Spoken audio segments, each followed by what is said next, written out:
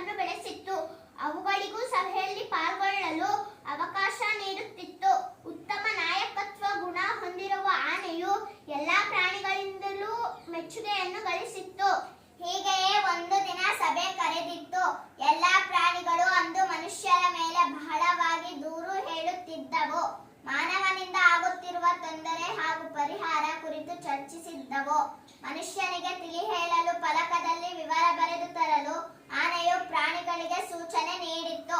ಅದರಂತೆ ಪ್ರಾಣಿಗಳು ಈ ದಿನದ ಸಭೆಗೆ ಸಿದ್ಧವಾಗಿ ಬಂದಿದ್ದವು.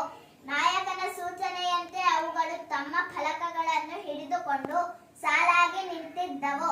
ಆನೆಯು ಅವುಗಳನ್ನು ಒಂದೊಂದಾಗಿ ಓದುತ್ತಾ ಮುನ್ನಡೆಯಿತು. ಎತ್ತು, ನಮ್ಮನ್ನು ಹೆಚ್ಚು ಹೆಚ್ಚು ದುಡಿಸಿಕೊಳ್ಳುತ್ತೀರಿ, ಕಡಿಮೆ ಆಹಾರ ನೀಡುತ್ತೀರಿ, ನಮ್ಮ ಸೇವೆ ಬೇಕು, ನಾವು ಮಾತ್ರ ಬೇಡ ಅಲ್ಲವೇ? ನಮ್ಮ ಸೇವೆಯನ್ನು ಮರೆಯದಿರಿ.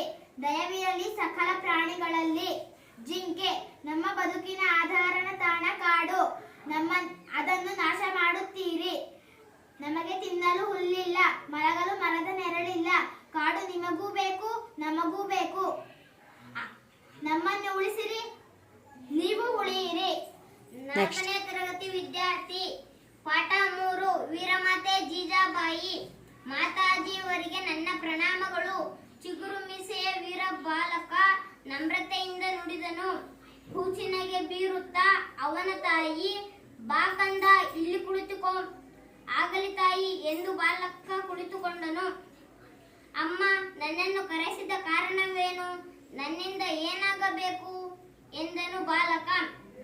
ನಾನು ಕೇಳಿದ್ದನ್ನು ಕೊಡುವೆಯ ಮಗನೇ ಎಂದು ತಾಯಿ ಅಭಿಮಾನದಿಂದ ನುಡಿದಳು. ಆಗಲಿ ಮಾತಾಜಿ, ಭವಾನಿ ತಾಯಿಯ ಮೇಲೆ ಆಣೆ, ನೀನು ಕೇಳಿದ್ದನ್ನು ಕೊಡುವೆ ಎಂದನು ಮಗ. ತಾಯಿ ಮನಸ್ಸಿನಲ್ಲೇ ಯೋಚಿಸುತ್ತಾ, ಕುಮಾರ ಆಡಿದ ಮಾತಿನಂತೆ ನಾನು ಕೇಳಿದ್ದನ್ನು ಕೊಡಬೇಕು ಎಂದಳು. ನೆಕ್ಸ್ಟ್. ಕೇಳು ತಾಯಿ, ಅಗತ್ಯವಾಗಿ ನೀಡುತ್ತೇನೆ ಎಂದನು ಮಗ ಸಂತೋಷದಿಂದ. ನಾನು ಧನ್ಯ ಕಂದ, ಈಗ ಹೇಳುವೆನು ಕೇಳು. ಕೊಂಡಾಣ ದುರ್ಗವು ಮೊಘಲರ ವಶದಲ್ಲಿದೆ. ಅದನ್ನು ನೀನು ಗೆದ್ದು ನನಗೆ ಬಹುಮಾನವಾಗಿ ಕೊಡಬೇಕು ಎಂದನು ಹೆಮ್ಮೆಯಿಂದ. ಮಗನನ್ನು ನೋಡುತ್ತಾ ತಾಯಿ ಈ ರೀತಿ ಸಂಭಾಷಣೆ ನಡೆಸಿದ ತಾಯಿ ಮಗ ಯಾರು ಗೊತ್ತೇ? ಇವರೇ ಭಾರತದ ಇತಿಹಾಸದಲ್ಲಿ ಶಾಶ್ವತ ಸ್ಥಾನ ಪಡೆದಿರುವ ವೀರಮಾತೆ ಜೀಜಾಬಾಯಿ ಹಾಗೂ ಅವಳ ಪುತ್ರ ಮರಾಠ ಸಾಮ್ರಾಜ್ಯದ ಉನ್ನತಿಗೆ ಕಾರಣನಾದ ಛತ್ರಪತಿ ಶಿವಾಜಿ.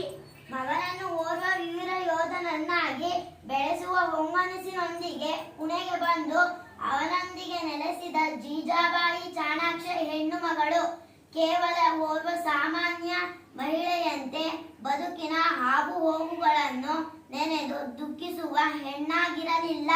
ಅಖಂಡ ಭಾರತದಲ್ಲಿ ಮೊಘಲರ ಆಳ್ವಿಕೆಯನ್ನು ಕೊನೆಗೊಳಿಸಲು ಪಣತೊಟ್ಟಳು.